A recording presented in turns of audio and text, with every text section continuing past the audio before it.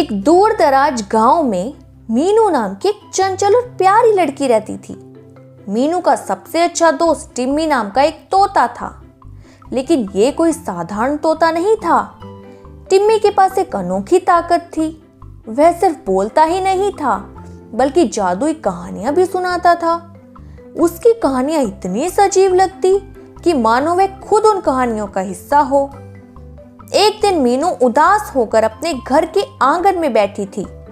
उसने टिम्मी से कहा, टिम्मी, मेरे पास खेलने के लिए कुछ भी नहीं है। सबके पास कुछ ना कुछ खास चीज होती है, लेकिन मेरे पास ऐसा कुछ नहीं है। टिम्मी ने अपनी छोटी सी चोंच उठाई और रहस्यमयी आवाज में बोला, तुम्हें एक जादुई चीज चाहिए? तो सुनो, जंगल के उस पार एक पुराना विशाल पेड़ है जिसे चाहत का पेड़ कहते हैं।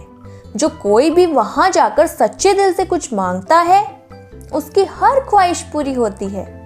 लेकिन याद रखना, यह पेड़ केवल उन्हें ही कुछ देता है जो दूसरों की भलाई के लिए कुछ मांगते हैं। मीनू का दिल जोरों से धड़कने लगा।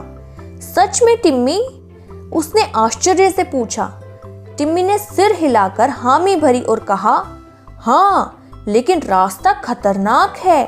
अगर तुम्हें जाना है तो हिम्मत भी जुटानी होगी।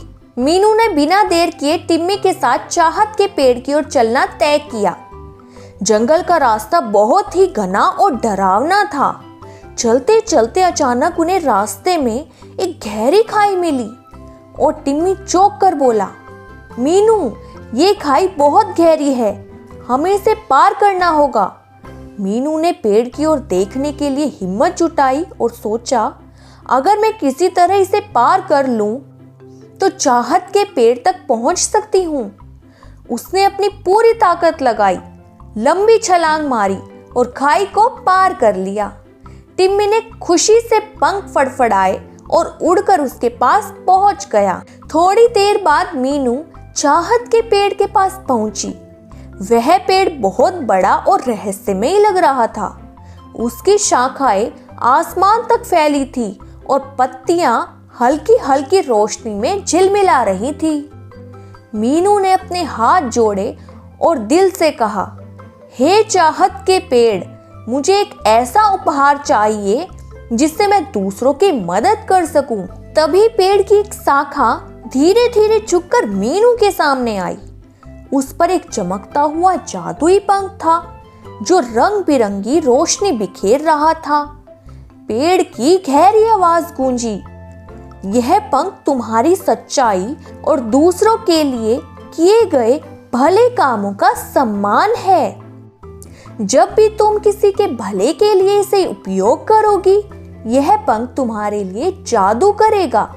मीनू ने पंख को खुशी खुशी अपने हाथों में ले लिया। जब वह गांव वापस आई तो उसने उस जादुई पंख का इस्तेमाल करना शुरू किया। एक बार गांव में एक बूढ़ी महिला बीमार हो गई तो मीनू ने पंख से दवाई बनाई और उसकी सेहत ठीक हो गई।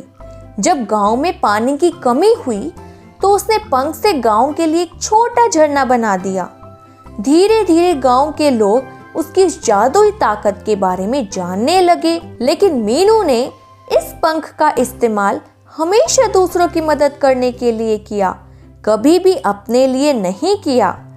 उसने सिखाया कि असली जादू हमारी इच्छाओं में नहीं, बल्कि हमारे अच्छे कामों में छिपा होता है। इस तरह मीनू और टिम्मी ने मिलकर गांव में खुशियां और अच्छाई का जादू फैलाया।